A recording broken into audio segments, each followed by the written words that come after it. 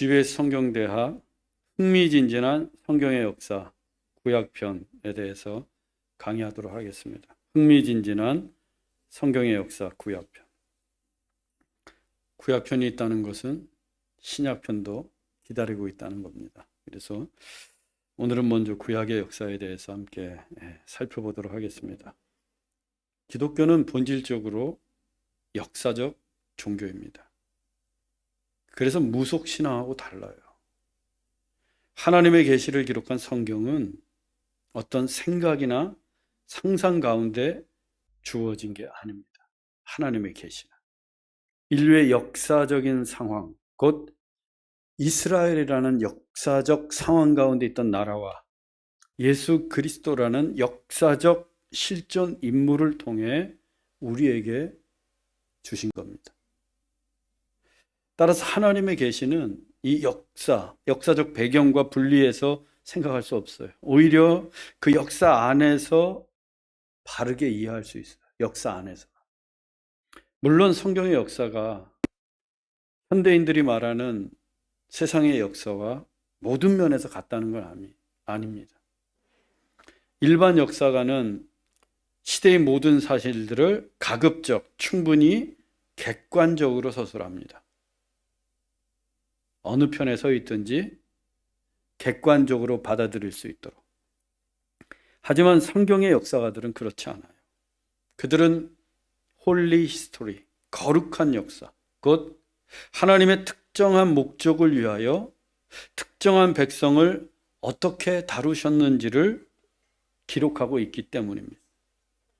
그래서 객관적 역사의 서술이라기보다는 하나님께서 인류의 역사 가운데 개입하신 하나님의 사건에 대한 증언이에요. 사실 히스토리라고 하는 것은 His story, 하나님의 이야기입니다. 하나님의 역사예요. 다시 말해 하나님께서 인류의 역사 가운데 개입하신 그 사건에 대한 성경 저자의 신앙 고백, 그것이 바로 성경의 역사예요. 그래서 일반적인 역사의 기술들은 고려 대상이 아닙니다. 예를 들어 구약시대 고대 바빌론 제국이나 페르시아 제국이나 이집트나 그리스 로마는 모두 강대한 제국이었어요. 그리고 인류 역사의 중심이었습니다. 역사책을 쓰려면 그들의 역사를 기록하면 돼요.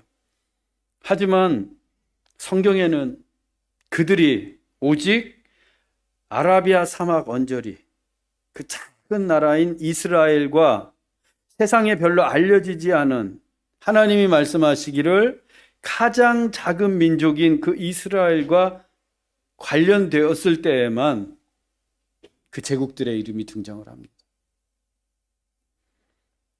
그래서 성경에는 동시대를 살았던 아리스토텔레스나 소크라테스나 플라톤 등 그리스의 대철학자들이나 알렉산더 대왕, 율리어스 시저 이런 영웅들의 영웅담이 없어요.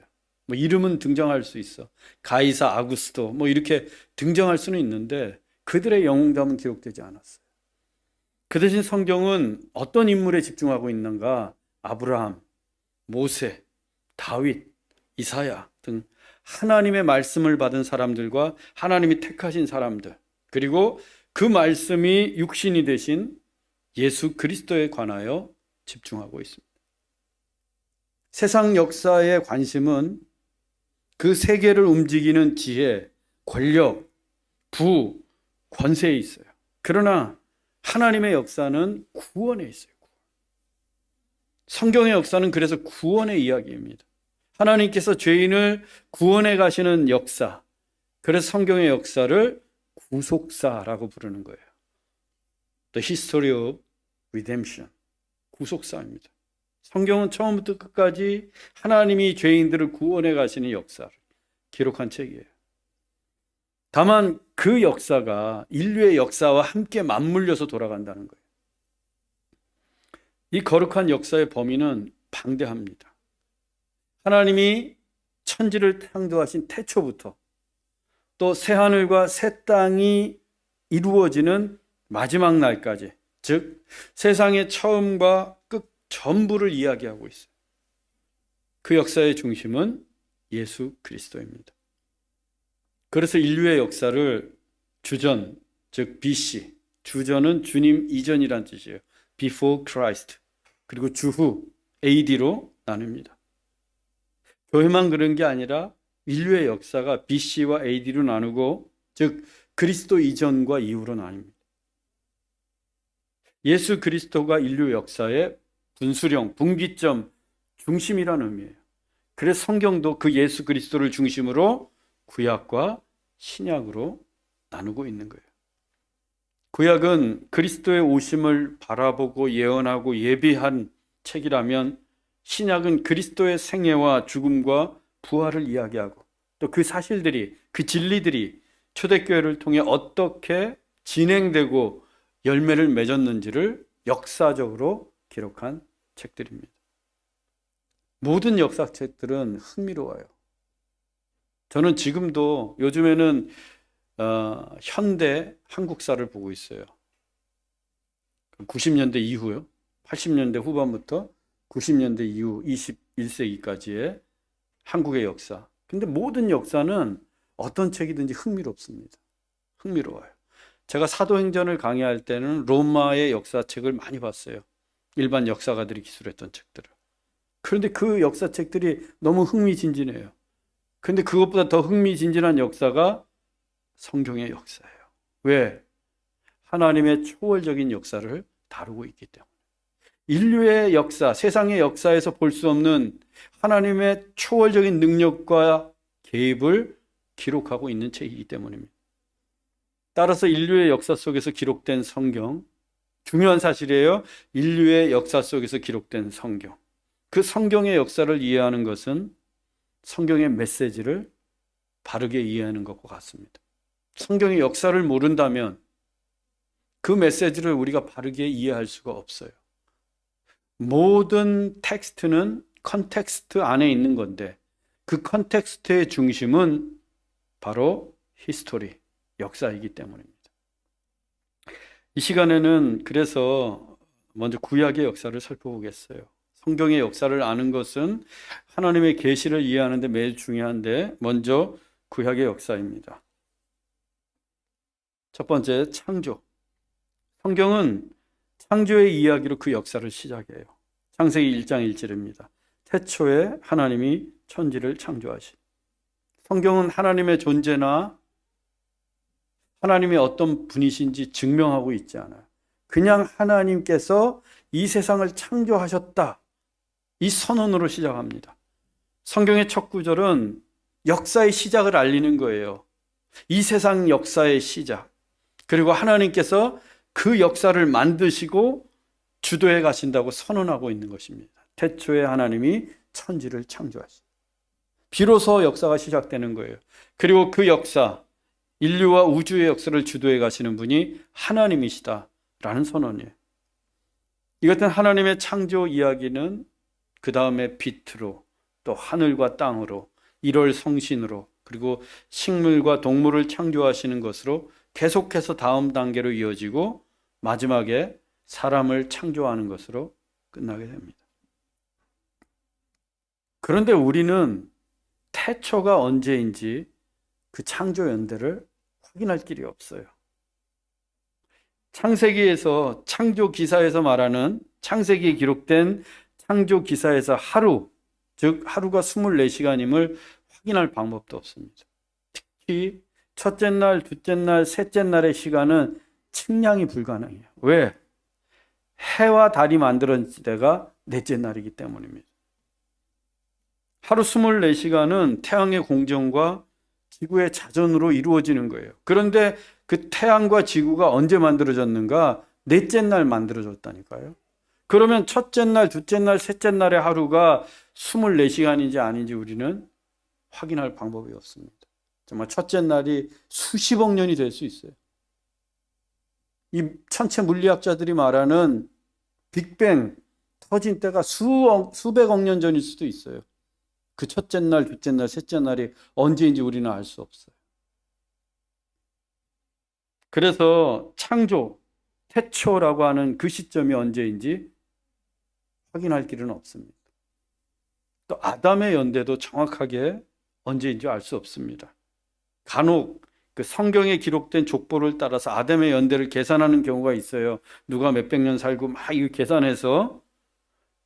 그런데 여러분, 성경의 모든 족보가 다 기록된 게 아니에요. 성경에 기록된 그 사람들만 살았을까요? 아담에게 가인과 아벨만 있었을까요? 고대 세계에서 족보를 기록할 때 중요하지 않은 인물들은 생략하는 게 너무도 흔한 일이었어요. 걔는 빼. 마태복음에 기록된 예수님 족보만 봐도요, 역대기에 기록된 족보와는 큰 차이가 있어요. 많은 사람들이 빠졌어요. 이 마태가 세리잖아요. 그러니까 숫자에 되게 민감한 사람이었어요. 14대씩 3번 딱 끊어야 되는데 몇 명 남았다. 그럼 과감히 빼버리는 거예요. 그리고 자기가 기록한 예수의 족보에 맞지 않으면 생략했습니다.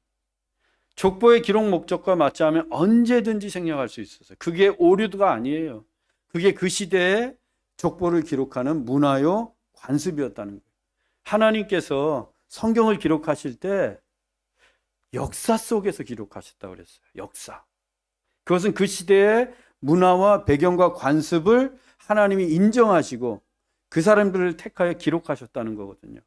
그래서 그 시대의 관습에 따라서 족보에서 누군 빼고 누군 빼고는 얼마든지 있을 수 있는 일이다. 따라서 성경에 기록된 인물의 수명만 가지고 아담의 연대를 추정하는 것은 쉽지 않다. 다만 대략 추정이 가능한 것은 아담과 그 후손들의 기사를 기록된 내용을 보는 거예요. 그래서 아담의 때가 대략 신석기 시대쯤이다. 왜냐하면 아담의 두 아들인 가인과 아벨의 직업이 있잖아요. 가인은 농사 짓는 자, 아벨은 양치는 자였어요. 가인이 집에서 쫓겨난 다음에 에녹에 자기 성을 쌓았다고 했어요. 이건 부족을 이룬 겁니다. 원시 공동생활을 시작한 거예요. 그런데 원시 공동생활이 언제부터 시작되었는가? 석기시대 말기예요. 석기시대 이후에. 따라서 그 아담의 시대는, 그러니까 가인보다 빠른 아담의 시대는 신석기 시대였을 것이고, 신석기 시대는 인류의 역사 가운데 약 기원전 주전 6,000년경으로 봅니다. 아담의 연대는 그러니까 6,000년보다 좀 더 빨라요.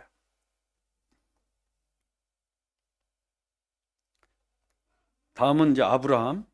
이 선악과를 따먹고 범죄한 아담과 하와가 에덴에서 쫓겨나잖아요. 신락원하게 됩니다. 그리고 인류가 다시 번성해졌어요. 그와 동시에 죄악도 세상에 관영해졌습니다. 사람이 많아지니까 죄 짓는 사람들도 많아졌던 거예요. 심지어 사람들이 생각하고 계획하는 것마다 악해지기까지 했어요. 그래서 하나님께서 사람 지으신 것을 한탄하시고 물로 세상을 심판하지 않습니까? 그게 바로 노아의 홍수입니다. 홍수 이후에 노아가 인류의 새로운 시조가 됩니다. 하나님께서 그 노아에게 복을 주셔서 인류는 다시 번성하게 돼요. 하지만 인간은 또다시 바벨탑을 쌓고 하나님처럼 높아지고 교만해졌어요. 높아지려고 했고 교만해졌습니다. 하나님은 교만해진 인간의 언어를 혼잡하게 하셨어요. 그때까지 언어도 하나요, 말도 하나요. 다 하나였어요. 영어를 배울 필요도 없었어요. 얼마나 좋아, 그새. 그러니까 말이 통하니까 죄만 짓는 거예요.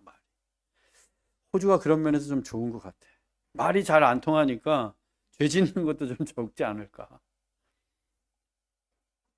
서로 말이 통하지 않고 소통할 수 없게 되자 인간들이 탑쌓기를 그치고 뿔뿔이 흩어지게 됩니다. 말이 통하는 사람들끼리 흩어졌어요. 그래서 지금의 언어가 생기게 된 거예요. 그리고 이제 본격적인 성경의 역사가 시작되는데 바로 갈대아 우르에서 살고 있던 아브라함 때부터입니다. 창세기 12장 1절에서 2절입니다. 여호와께서 아브라함에게 이르시되 너는 너의 고향과 친척과 아버지의 집을 떠나 내가 내게 보여줄 땅으로 가라. 내가 너로 큰 민족을 이루고 내게 복을 주어 내 이름을 창대하게 하리니 너는 복이 될지라. 하나님께서는 약 4,000년 전, 그러니까 주전 2,000년에 아브라함을 부르셨어요.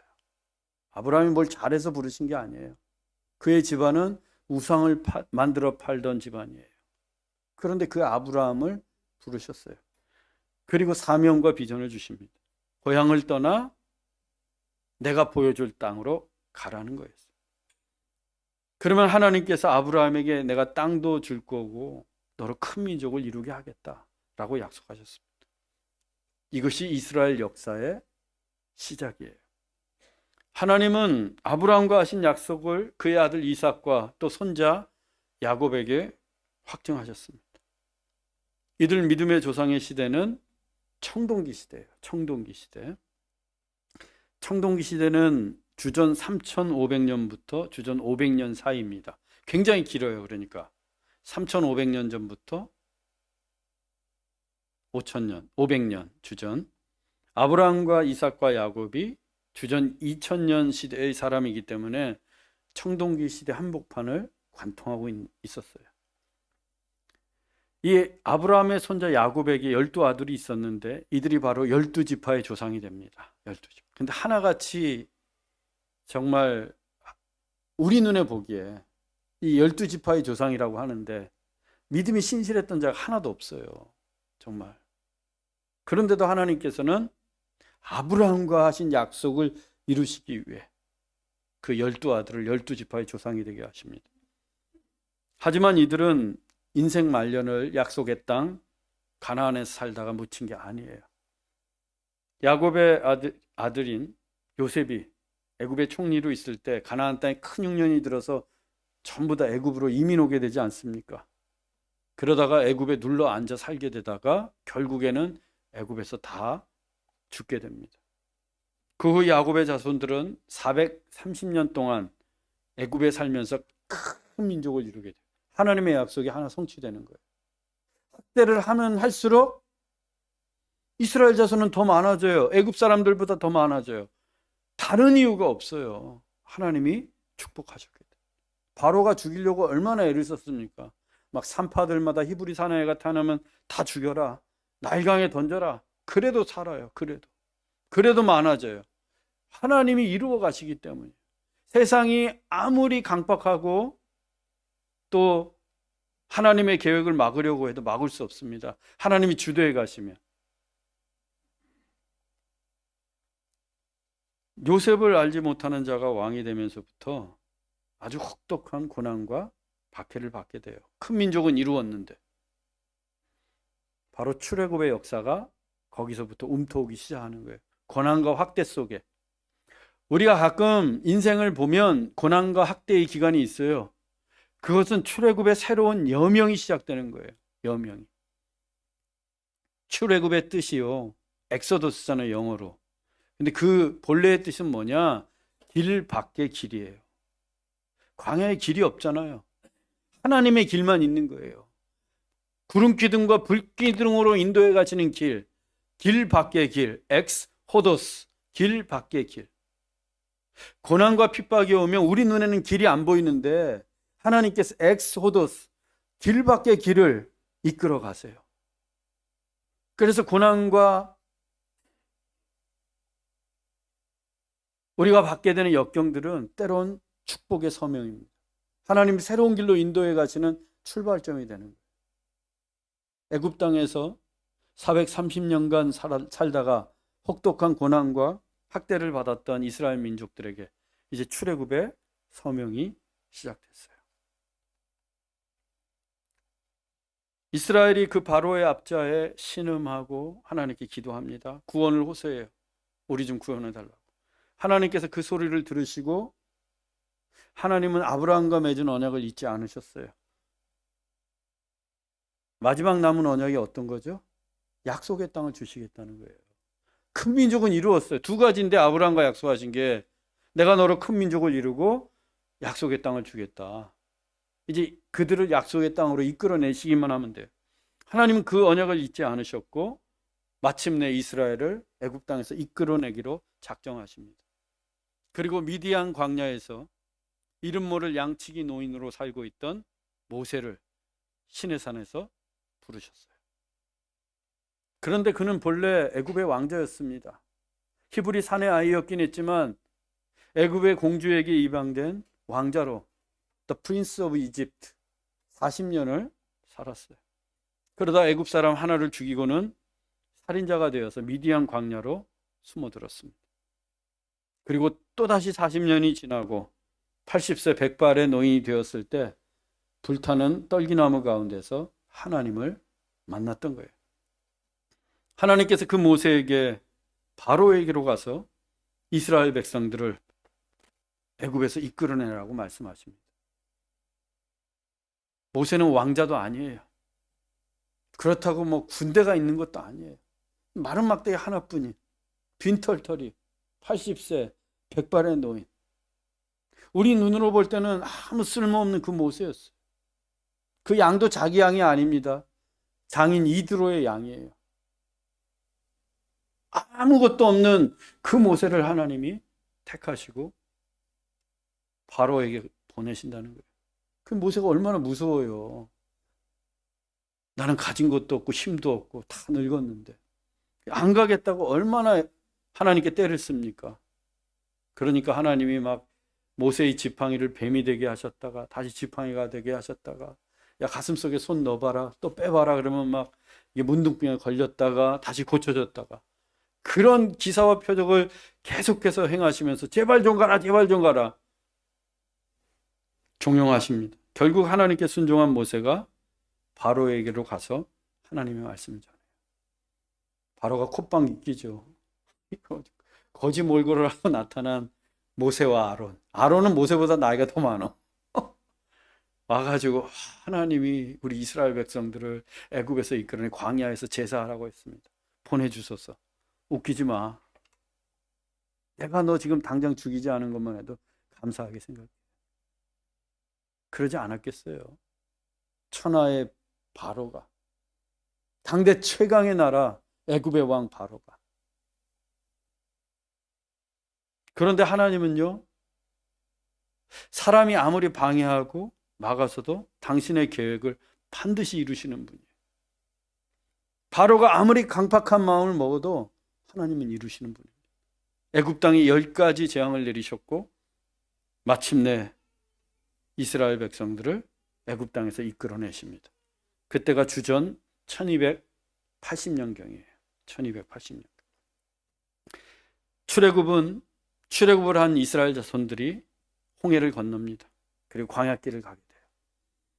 만일 그들이 소위 블레셋 땅의 길로 알려진 그 시나이 반도 북쪽 길, 그 해안길을 따라 곧장 쭉 갔으면 빠르면 열흘,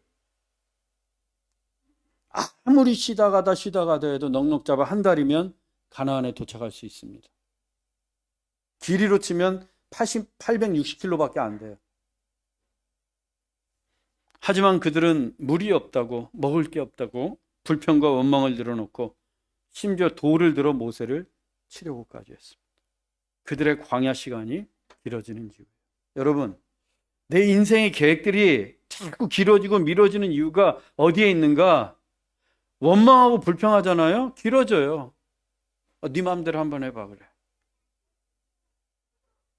하나님께 감사하면 그 길이 짧아지는데, 하나님 뜻에 순종하면 빨리 갈 수 있는데 내가 원망하고 불평하니까. 또 모세는 12명의 정탐꾼을 선발해 가나안 땅을 정탐하게 합니다. 그중 10명이 어떻게 해요? 그 땅 거주민은 강하고 성읍은 견고하고 심이 클 뿐 아니라 그들은 우리보다 강하니라. 우리는 메뚜기 같으니 우리는 그 백성을 치지 못하리라. 이렇게 보고를 했어요. 그 보고를 들은 이스라엘 백성들이 심히 통곡하고 두려워했어요.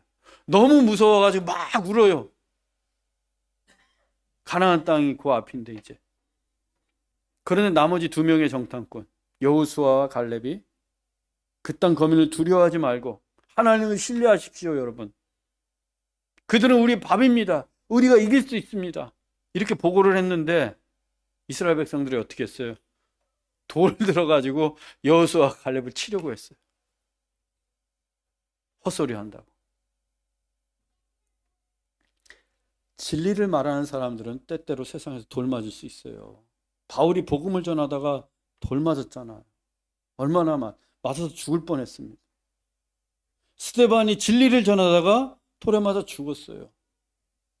여호수아 갈렙이 진리를 전했는데, 정확하게 전했는데 돌에 맞을 뻔했어요. 돌 맞는 거 너무 두려워하지 마십시오. 돌을 피하려다가 진리를 전하지 못하는 게 하나님 앞에서는 더 비굴한 인생인 거예요. 결국 하나님은 원망과 불평, 불신앙을 일삼았던 이스라엘 자손들을 심판하십니다. 그게 바로 광야에서 40년 동안 방황하게 하시고 그들 중에 1세대는 아무도 약속의 땅 가나안에 들어갈 수 없다고 하셨어요. 심지어 모세까지도, 모세와 아론까지도.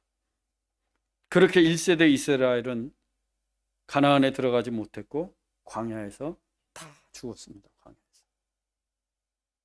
하나님의 약속을 신실하게 믿었던 여호수아와 갈렙만, 그 두 사람만 약속의 땅에 들어가게 됩니다. 하나님이 이루신 약속을 성취하는 길은 하나님을 신실하게 믿는 것 외에는 방법이 없어요. 내가 이거 줄게, 내 주님 하고 믿으면 되는 거예요. 믿으면. 그거 못 믿겠어요. 그거 못 믿겠어요. 그러면 가나안 땅에 못 들어간다니까요. 이스라엘 자손들이 노예 근성이 아직도 남아 있었어요. 애굽 땅에서 노예로 살았던 근성. 그래서 뭐라고 합니까? 애굽의 고기가 아마가 그립고 고기 타는 냄새가 그립고. 뭐가 그리워 거기서 그렇게 고생하고 학대받고 그래서 하나님께 구원해달라고 그랬는데 이제 그게 구립되는 거예요. 그게 자유를 얻고 나니까 약속의 땅을 향해서 나아가야 되는데 못 갔잖아요. 결국 불평과 원망을 일삼다가 약속의 땅, 하나님이 축복하신 약속의 땅에.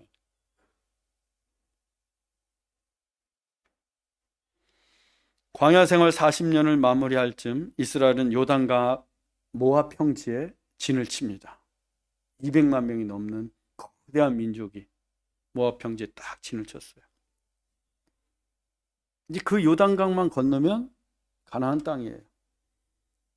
모세는 모압 평지에서 애굽을 나온 것과 또 광야 생활을 추억하면서 너는 마음을 다하고 뜻을 다하고 힘을 다하여 내 하나님 여호와를 사랑하라 라는 마지막 설교를 합니다.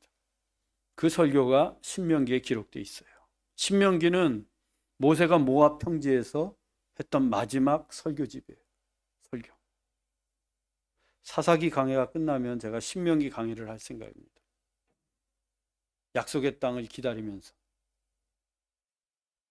그리고 모세는 느보산에서 눈앞에 있는 가나안 땅을 바라보며 눈을 감았어요. 그는 기력도 쇠하지 않았고 눈도 쇠하지 않았는데 약속의 땅에 들어가지 못했습니다.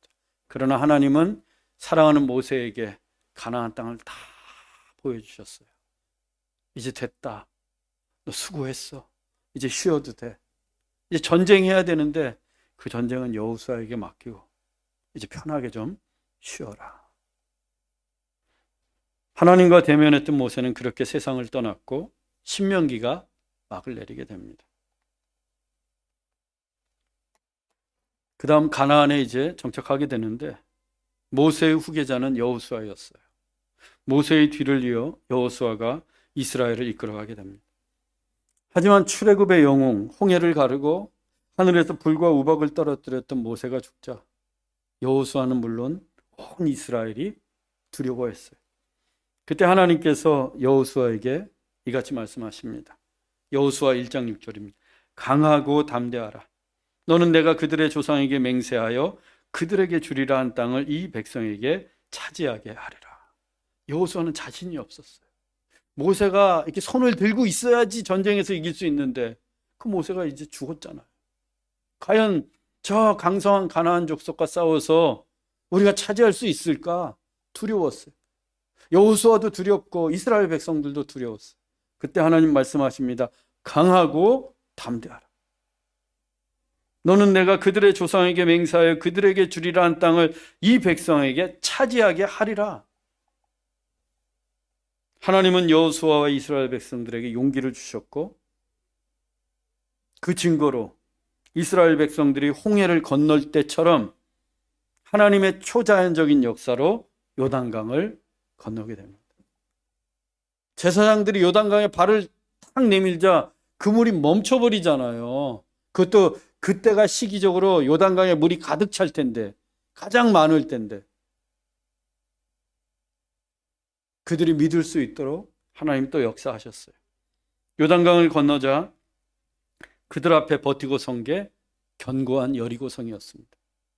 하지만 하나님이 말씀하신 대로 그 여리고성을 7일 동안 돌자 마지막 날 그 견고했던 여리고성이 와르르 무너지면서 이스라엘은 승리할 수 있었습니다.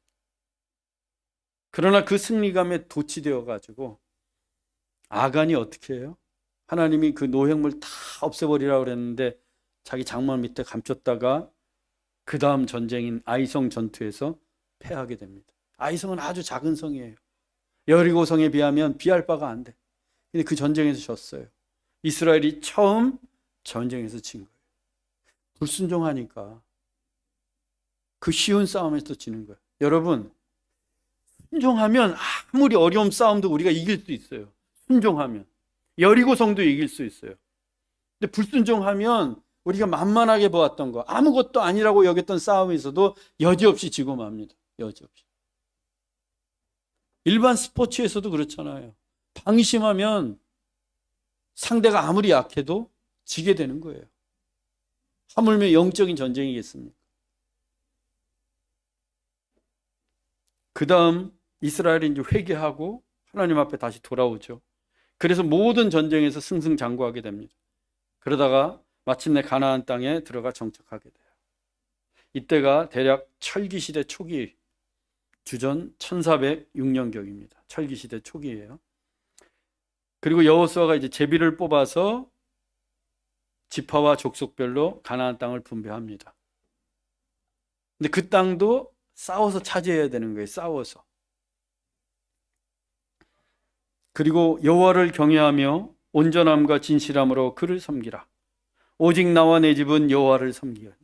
오직 나와 내 집은 여호와를 섬기겠노라. 이 감동적인 설교를 끝으로 여호수아가 세상을 떠납니다. 여호수아서도 그렇게 막을 내리는 거예요. 구약을 보면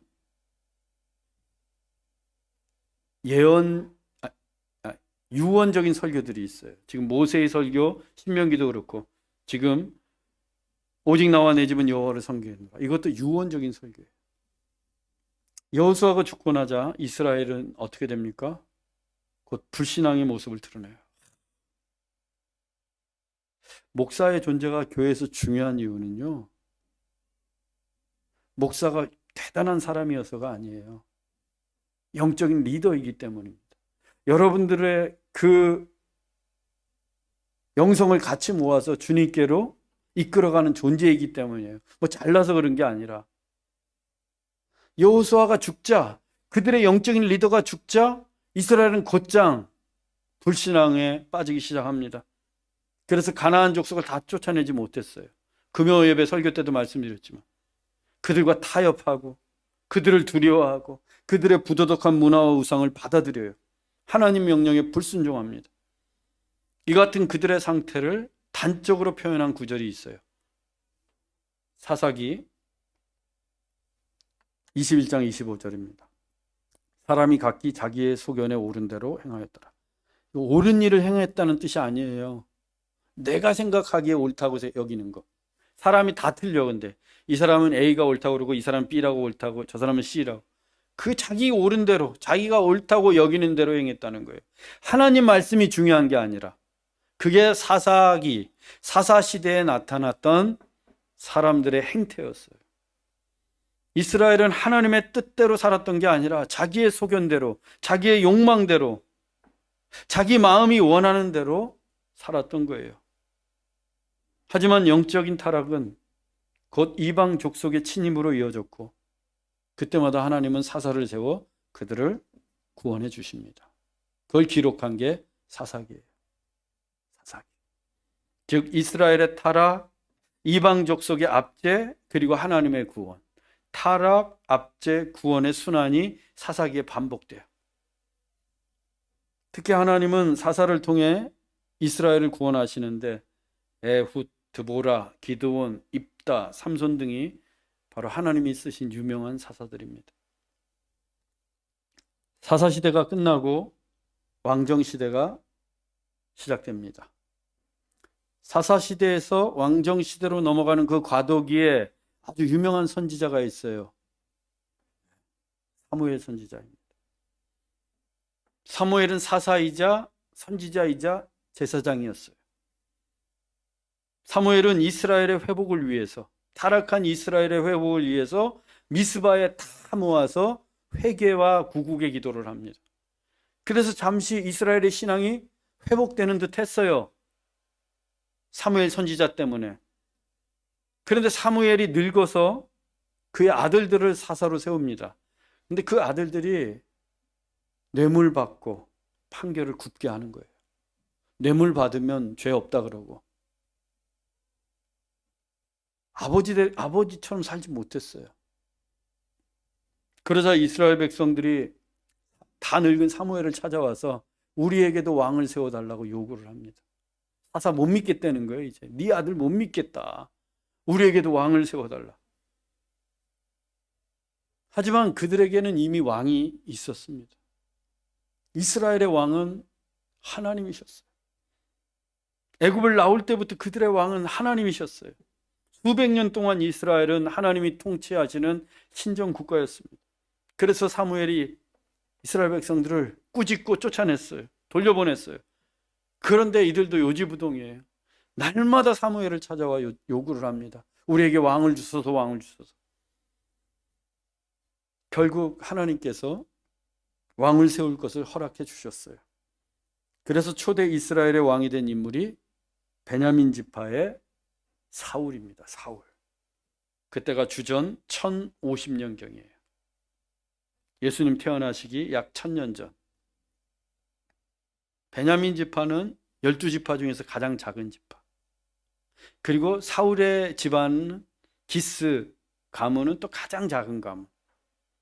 거기서 하나님이 사울을 택하셔서 왕으로 세우셨어요. 그래서 사울이 처음에 되게 겸손했어요. 저는 작은 아이입니다. 출입할 줄도 모릅니다. 막 이러면서 그렇게 겸손하게 하나님께 순종하면서 이스라엘을 통치할 때는 사울이 나가는 전쟁마다 이겼어요. 승승장구했어요. 그러다 이스라엘에 큰 위기가 닥칩니다. 바로 블레셋의 거인 골리앗 때문이었어요. 이 골리앗이 싸움을 걸어온 거예요. 골리앗은 날마다 하나님의 이름을 욕되게 하고 이스라엘을 모욕하면서 싸움을 걸어왔어요. 하지만 그 위세에 눌린 이스라엘에게서는 누구도 나서지 못하는 거예요. 맞서지 못하는 거예요. 하나님이 그때 요구하신 게 뭐냐? 믿음이에요. 믿음. 믿음으로 대적하면 되는데 사울 왕조차도 나서지 못했어요. 40일 동안 골리앗이 이스라엘 진영에 나와서 매일같이 하나님을 욕하는 거예요. 매일같이. 그런데 아무도 나서지 못해요. 너무 무서워해요.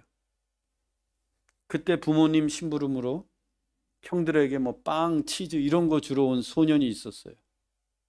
그게 바로 다윗입니다. 다윗은 군인이 아니었어요. 군인을 뽑혀 가지도 못했어요. 그의 손에는 칼이나 창이 있었던 게 아니라 수금이 있었어요. 수금. 그런 다윗이 전쟁터에 딱 갔는데 아니 이 골리앗이란 놈이 날마다 하나님의 이름을 욕되게 하는 거예요. 다윗이 그 소리를 참을 수가 없는 거예요.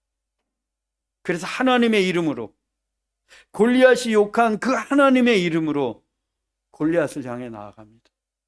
그는 투구도 없었고 갑옷도 없었고 칼도 없었어요.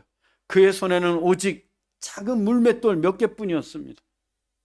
그런데 다윗이 하나님의 이름으로 믿음으로 그 물맷돌을 던지자 그 강한 노투구를 쓰고 있던 골리앗의 머리가 깨어지면서 골리앗이 쓰러졌어요. 이스라엘이 전쟁에서 이긴 겁니다. 믿음으로 이긴 거예요. 그 노투구는 그 시대에 가장 강한 재질이었어요. 그런데 그 돌멩이로 그게 깨진다? 깨질 수 없는 거예요. 상식적으로는. 그런데 그게 깨졌다니까요. 믿음으로 던지니까. 그러자 백성들이 다윗에게 환원합니다. 사울은 천천히요, 다윗은 만만이로다. 그걸 하지 말았어야 되는데. 사울은 천천히요, 사울은 1000명을 상대하지만 다윗은 만만이로다. 10,000명을 상대해서 이긴다는 거예요. 사울보다 다윗을 더 위에 두었습니다. 사울은 그런 다윗을 시기했고 그를 죽이려고 했어요. 시기심에 눈이 먼 사울은 자기 신앙마저 잃어버렸고 하나님께 불순종합니다. 제사장만이 드릴 수 있는 번제를 자신이 직접 집례를 했고, 아말렉을 진멸하라, 모든 걸 다 진멸하라 라는 하나님의 명령을 거절하고 좋은 양, 살찐 소는 자기가 다 가져갔어요. 그리고 나중에는 신접한 무당을 찾아가기도 합니다. 결국 하나님은 사무엘을 통해 이같이 말씀하세요. 사무엘상 15장 23절입니다. 왕이 여호와의 말씀을 버렸으므로 여호와께서도 왕을 버려 왕이 되지 못하게 하셨나이다. 참 두려운 말씀이에요. 하나님이 택하시고 하나님이 기름 부으셔서 왕이 됐는데 하나님 버리셨다는 거예요. 제가 이 강단에 서서 하나님 말씀을 전해요. 하나님이 택하시고 부르셔서. 근데 사울왕처럼 누군가 저에게 하나님께서 당신을 버려 목사가 되게 못하게 하셨다, 이 말씀을 내가 듣는다면 얼마나 무서울까? 얼마나 무서울까? 택하기도 하지만 하나님 버리기도 하신다니까요. 불신앙의 모습으로 살아가면. 그 후 사울은 블레셋과의 전투에서 세 아들과 함께 전사하고 맙니다. 그때가 주전 1010년경이에요. 사울이 망한 것은 군사력 때문도 아니고 블레셋이 강했기 때문도 아니에요. 사울이 망한 것은 불신앙, 불순종 때문이었습니다. 그래서 사무엘 선지자가 사울을 향해 순종이 제사보다 낫다라고 했던 거예요. 순종이 제사보다 낫다. 불순종의 마음을 가지고 백날 예배 드려봐야 아무 의미 없다는 거예요. 순종하는 예배, 하나님 말씀에 순종하는 예배자, 하나님이 찾으시는 사람입니다. 다윗이 마침내 사울의 뒤를 이어 이스라엘의 왕이 되었어요. 왕이 된 다윗은 블레셋을 필두로 해서 에돔, 모압, 암몬, 수리아 등 이스라엘의 모든 숙적들을 다 제압합니다. 그리고 마침내 이스라엘을 통일 왕국이 되게 했어요. 그는 하나님을 신실하게 신뢰하고 하나님 말씀에 순종했던 예배자예요. 다윗이 지은 그 수많은 시편들을 보세요. 그가 얼마나 하나님을 갈망하고 사모했던 예배자인지.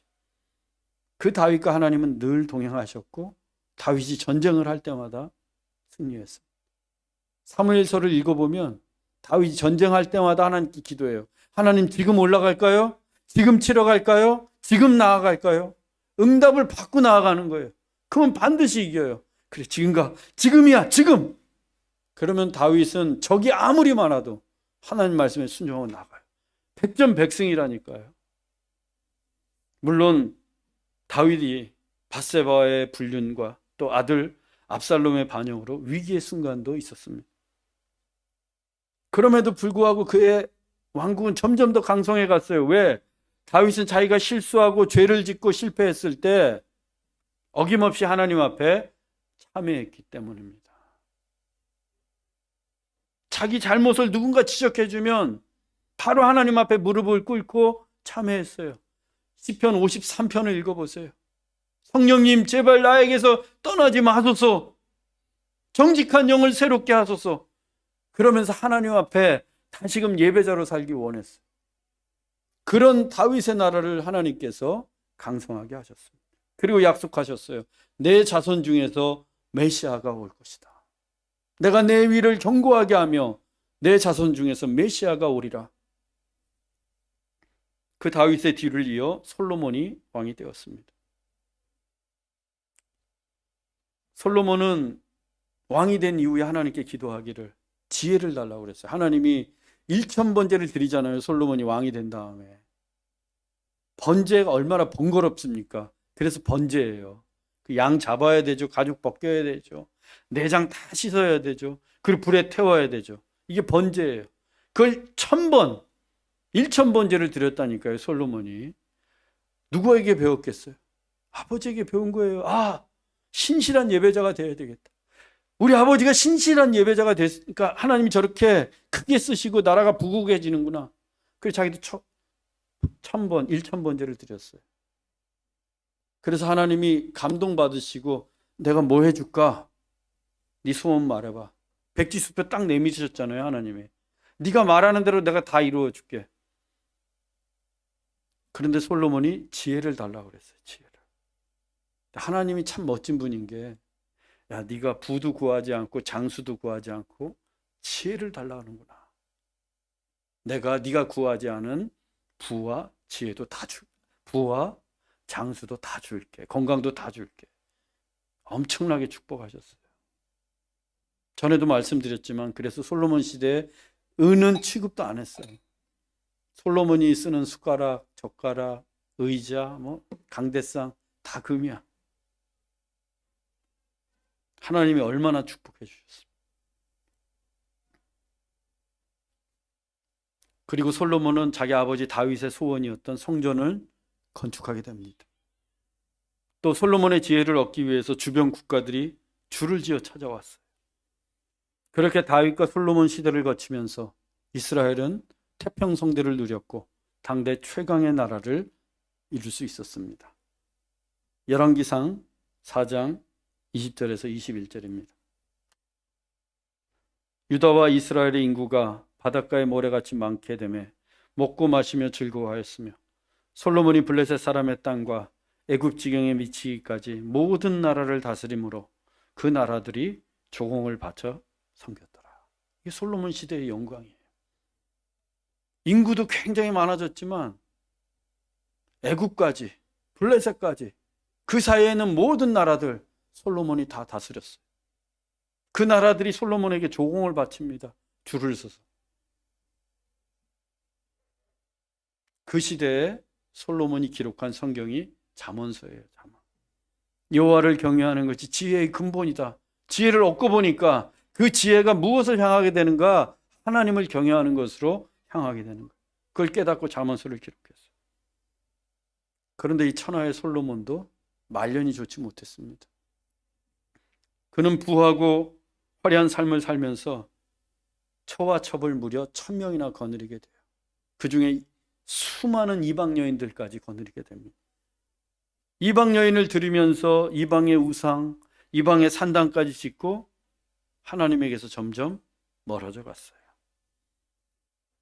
물론 나중에 이 같은 인생이 얼마나 헛된 것인지 깨닫고 전도서에서 기록하고 있지 않습니까? 헛되고 헛되고 헛되니 모든 것이 헛되도다.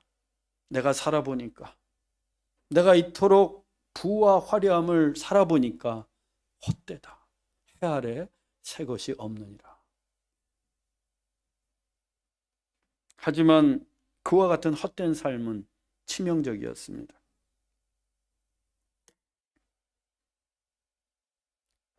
솔로몬이 타락하자 이스라엘까지 타락하게 됩니다.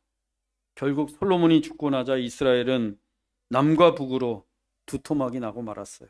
분열 왕국의 시대가 찾아옵니다. 이제 다윗이 이루었던 통일 왕국이 채 다음 세대가 끝나자마자 북이스라엘과 남유다 이렇게 두 왕국으로 분열하게 되었어요.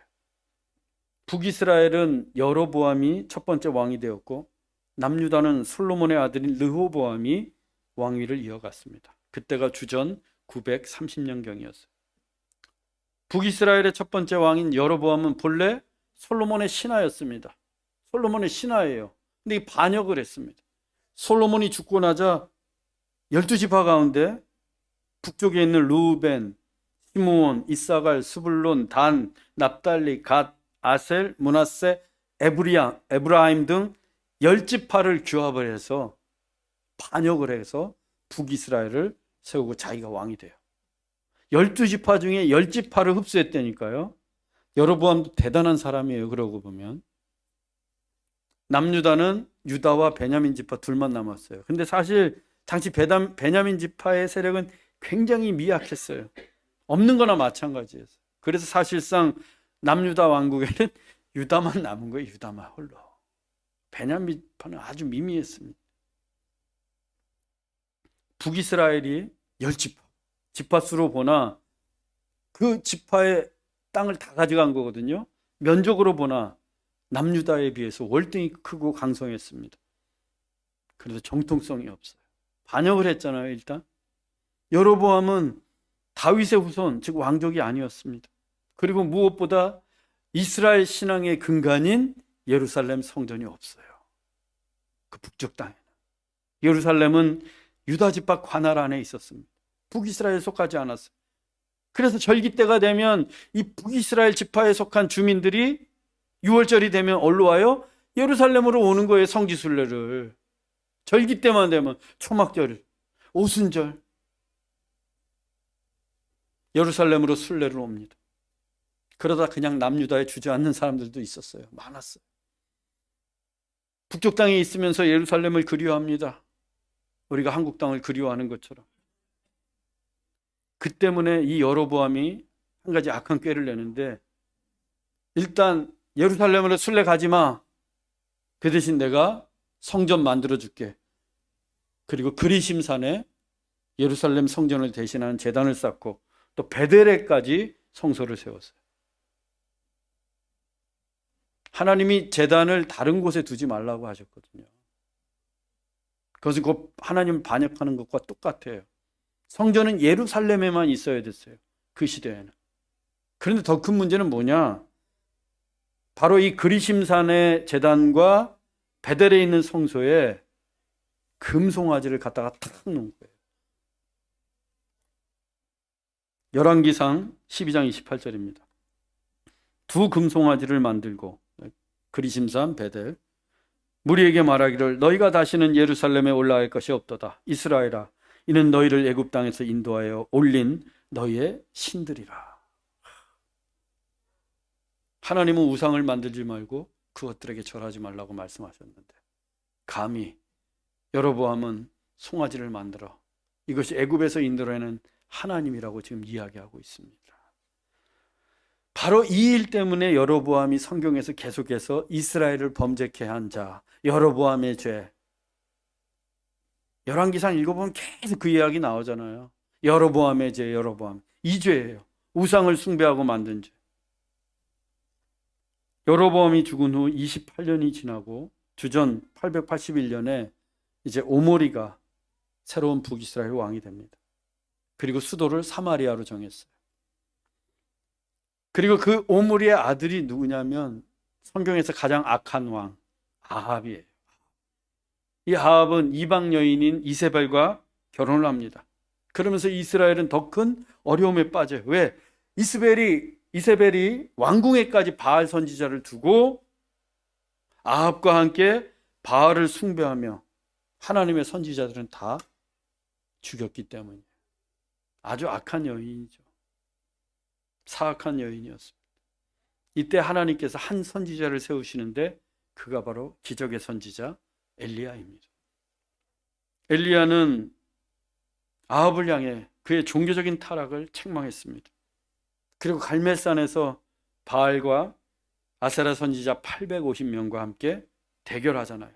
하늘에서 불이 내려 제단을 태우는 대결. 엘리야가 이겼습니다. 또 3년 6개월간 닫혔던 하늘을 열고 하늘에서 비가 내리기도 했어요. 그와 같은 엘리야의 영향력이 이후 이스라엘에 300년 동안 나타나게 돼요. 특히 아합의 뒤를 이어서 북이스라엘의 왕이 된 이가 예후인데 이 예후가 아합의 집을 숙청을 하고 북이스라엘에서 아합의 숭배를 몰아냈어요. 잠시 종교개혁이 일어납니다. 신앙이 회복되면 곧바로 나타나는 게 뭐냐면 나라의 부국이었어요. 나라마저 강해졌어요. 신앙이 회복되니까. 그래서 주전 782년 예후의 손자 여로보암 2세 때 북이스라엘 국력은 전성기를 이루게 됩니다. 그리고 번영하게 돼요. 크게 번영을 했어요.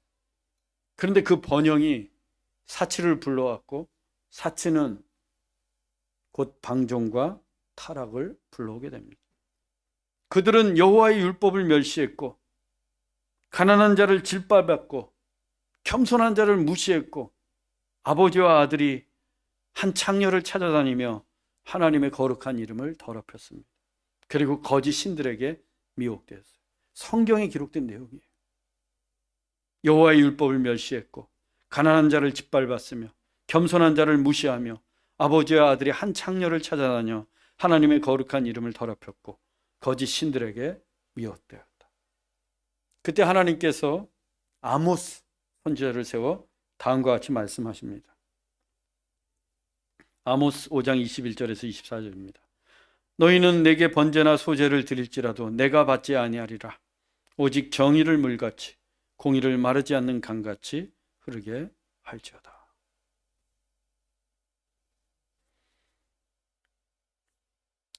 북이스라엘 땅에서 날마다 번제가 드려졌어요. 그런데 하나님 받지 않겠다. 그러면서 내가 정의를 물같이 공의를 마르지 않는 강같이 흐르게 할지어다. 그게 뭐냐? 심판이에요. 하나님의 심판. 하나님의 심판. 그게 정의예요. 하나님에게는.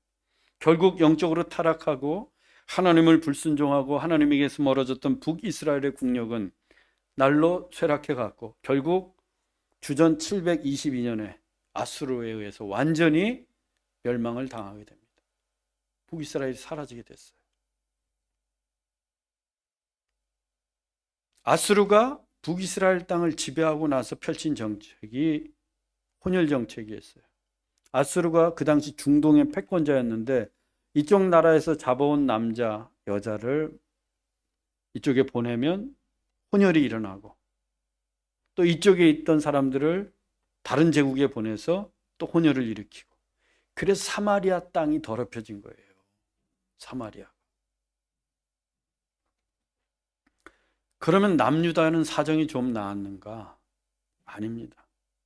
솔로몬의 아들 르호보암이 다스리던 유다가 북이스라엘에 비해 영적으로 더 나았던 것도 아니에요.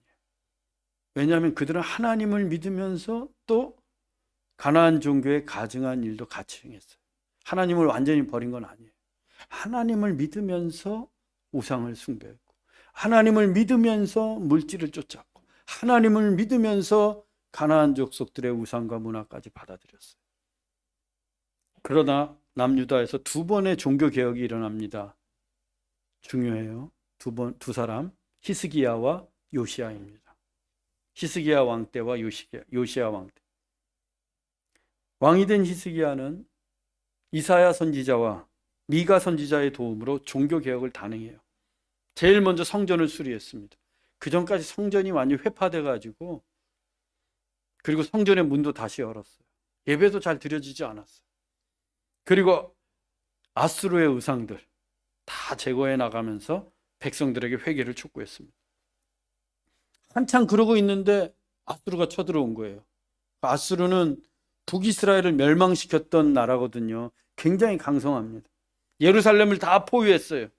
그리고 하나님의 이름을 욕되게 하고 항복을 요구합니다. 항복 문서까지 도착을 했어요. 그런데 남유다는 그들을 대항해 싸울 힘이 없습니다. 그때 히스기야가 자기 옷을 찢고 굵은 배를 두르고 성전에 올라가 그 항복 문서를 펴놓고 하나님께 기도합니다. 열왕기하 19장 19절입니다. 여호와여 원하건대 이제 우리를 그의 손에서 구원하옵소서. 그리하시면 천하만국이 주 여호와가 홀로 하나님이신 줄 알리이다. 나라가 비상사태잖아요. 지금 항복해, 안 그러면 니네 다 죽는다 이러고 있는데 이 왕이 무슨 장군을 부른 것도 아니고 강요를 소집한 것도 아니에요. 그 항복 문서를 들고 하나님 앞에 나아갔어요. 그 기도합니다. 우리 좀 구원해 주세요. 하나님 우리 좀 살려주세요. 그날 밤 어떤 일이 일어났는가? 하나님께서 여호와의 사자를 보내십니다. 그래서 아수르의 군사 18만 5천 명을 다 송장이 되게 하셨어요. 그날 밤에. 칼 한 번 안 썼어요. 히스기야는.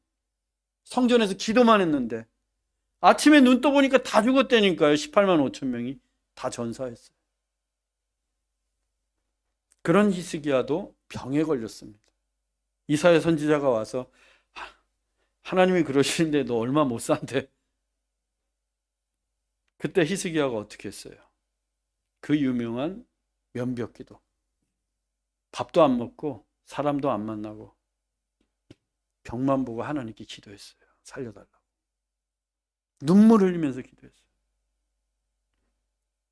의사를 찾아간 것도 아니고 사람들에게 도움을 구한 것도 아니고. 히스기야 때 이 신앙이 회복돼 가지고요. 11조 광에 11조가 넘쳤어요. 나라가 굉장히 부해졌어요. 그런데도 그는 얼마나 유능한 의사가 많았겠습니까? 그런데도 병만 보고 하나님께 기도합니다. 하나님께서 그 히스기야의 눈물의 기도를 들으시고 내가 보았다. 네 눈물을 보았다. 그리고는 그의 생명을 15년이나 더 연장시켜 주십니다. 그걸 내가 어떻게 믿을 수 있어요, 하나님? 그러니까 하나님께서 해의 그림자를 10도 뒤로 물러가게 하셨어요. 됐냐? 믿음이 없어서 그런 게 아니에요. 하나님 그 증거를 보여주세요. 10도 뒤로 탁 해의 그림자가 물러나. 종교개혁을 단행했던 히스기야는 전쟁에서 나라도 구했고 자기 생명도 구할 수 있었습니다. 그런데 이 히스기야가 죽고 나자 남유다는 다시 배교의 길로 들어서게 됩니다. 죽자마자. 리더가 중요하다니까요, 여러분. 히스기야가 파괴했던 가나안과 아수르의 우상 예배를 다시 받아들였고 하늘의 별과 달들을 숭배하고 바알의 예배와 유아의 희생까지 행하며 약속의 땅을 더럽혔어요. 이 가나안 족속의 예배 중에 아주 사악한 게 뭐냐면 어린아이를 제물로 바치는 거였어요. 그것까지 행했다니까요. 그 우상 숭배의 고리를 끊었던 이가 바로 요시야 왕입니다. 요시야 왕. 8살의 왕이 됐어요, 요시야가. 그런데 이 주전 639년에 왕이 된 요시야가 예레미야 선지자의 도움을 받아서 히스기야보다 더 철저한 종교개혁을 단행합니다. 적당히 해서는 안 되겠구나 이거. 그래서 성전에서 율법을 낭독하는 것을 시작으로 해서 온 전역에 있던 우상들을 과감히 제거해요. 산당을 다 없앱니다. 점쟁이들 다 죽였어요. 요즘 점집들 많은데 한국에도 많고 하나님께서 그 점쟁이를 찾아서 다 죽이라고 하셨어요. 그 시대에. 그리고 유월절을 지켜라 명령했어요. 왕이. 그전에는 유월절도 안 지키는 거예요. 성경은 그 요시야에 대해 이렇게 증언하고 있습니다. 열왕기하 23장 25절입니다. 요시야와 같이 마음을 다하며 뜻을 다하며 힘을 다하여 모세의 모든 율법을 따라 여호와께로 돌이킨 왕은 요시야 전에도 없었고 후에도 그와 같은 자가 없었더라. 요시야가 얼마나 멋지게 종교 개혁을 했는지 성경은 요시야 전에도 없었고 그 후에도 없었다. 전무후무하다는 말이 이런 뜻이에요. 그런데 사탄이 시샘을 했는지 이 요시야 왕이 39세의 그 젊은 나이에 전쟁터에서 전사하고 맙니다. 요시야가 죽자 남유다의 종교개혁도 막을 내렸어요. 유다는 다시 타락과 배교의 길을 걸었고 결국 주전 586년에 시드기야 왕 때 바벨론에게 패망하고 맙니다. 이 남왕국, 남유다마저도 역사 속에서 사라지게 된 거예요. 그리고서 시작된 게 바벨론 포로 생활과 귀환입니다. 바벨론에게 패망한 유다의 예루살렘 성전은 다 무너졌고요. 백성들은 바벨론의 포로로 끌려갑니다. 그 포로 생활이, 그 혹독한 포로 생활이 70년 동안 돼요. 우리나라가 일본 식민 통치하에 36년 있었는데도 얼마나 고생이 심했습니까? 그것도 우리나라에서. 그런데 끌려갔다니까요, 바벨론에. 그때 끌려간 이들 자손 중에 그 유명한 다니엘과 세 친구들도 포함된 거예요.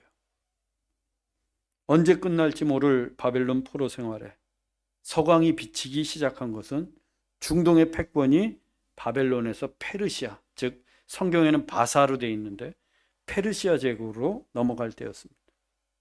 페르시아의 고레스 왕이 이 남유다 포로들에게 야, 너희들 고향으로 돌아가도 좋다. 고향에 돌아가 성전을 재건하라 라는 칙령을 내린 겁니다. 얼마나 기쁜 소식이에요. 70년 동안 포로 생활을 하고 있는데 정권이 바뀌었어요. 근데 그 새로운 왕이 포로들 너희 나라로 돌아가서 성전을 재건하라. 그때의 기쁨을 시편 기자는 이렇게 기록했습니다. 시편 126편 1절로 2절입니다. 여호와께서 시온의 포로를 돌려보내실 때 우리는 꿈꾸는 것 같았도다. 그때 우리 입에는 웃음이 가득하고 우리 혀에는 찬양이 찼었도다. 얼마나 기뻐. 포로 생활을 할 때 바벨론의 그발 강가에서 고향 땅을 그리워하며 슬피하던 백성들이, 유다 백성들이 이제는 기쁨에 차서 하나님을 찬양합니다. 우리가 꿈꾸는 것 같도다. 이게 정말 사실일까? 서로 막 얼굴 꼬집고 때려보라 그랬을 거예요. 이때 등장하는 인물이 세 사람 있어요. 느헤미야, 에스라, 말라기 선지자입니다. 느헤미야, 에스라, 말라기. 느헤미야는 무너진 성벽을 재건했고 에스라는 하나님의 말씀인 율법을 가르쳤습니다. 그리고 말라기는 온전한 예배를 위해 11조의 회복을 외쳤어요. 그때가 주전 445년경이었습니다. 그렇게 유다는 예배와 또 말씀과 헌신을 회복해 갔습니다. 그렇게 해서 말라기가 막을 내리는 거예요. 구약의 역사가 주는 교훈이 뭔가? 하나님은 우리의 신앙이 회복되고 순종할 때 축복하신다는 거예요. 아주 단순해요. 하나님께 순종하면 하나님께서 복을 주십니다. 불순종하면 그게 곧 망하는 길이에요. 이미 그 말씀은 하나님께서 모압 평지에 모인 이스라엘 백성들에게 모세를 통해 하셨던 내용이에요. 신명기 28장 2절에서 6절입니다. 여호와의 말씀을 청종하면 성읍에서도 복을 받고 들에서도 복을 받을 것이며 내 자녀와 토지의 소산과 짐승의 새끼가 복을 받을 것이며 내 광주리와 떡 반죽 그릇이 복을 받을 것이며 내가 들어와도 복을 받고 나가도 복을 받을 것이며. 하나님 말씀에 순종하면 우리가 어디를 가든 복을 받는 거예요. 들에 있든 성읍에 있든 집에 들어올 때든 나가든 반죽 그릇이든 자식이 됐든 뭐가 됐든 짐승까지도 복을 받아요. 짐승까지도. 하나님의 원리는 너무나 단순해요. 청종하면, 순종하면 내가 축복할게. 그런데 타락하고 불순종할 때는 어때요? 정반대예요. 신명기 28장 15절에 19절입니다. 여호와의 말씀을 순종하지 아니하면 성읍에서도 저주를 받으며 들에서도 저주를 받을 것이요 내 광주리와 떡반죽 그릇이 저주를 받을 것이요 내 몸의 소생과 토지의 소산과 소와 양의 새끼가 저주를 받을 것이며 내가 들어와도 저주를 받고 나가도 저주를 받으리라. 불순종하면 그냥 뭐를 해도 저주를 받는 거예요. 잘 될 것 같은데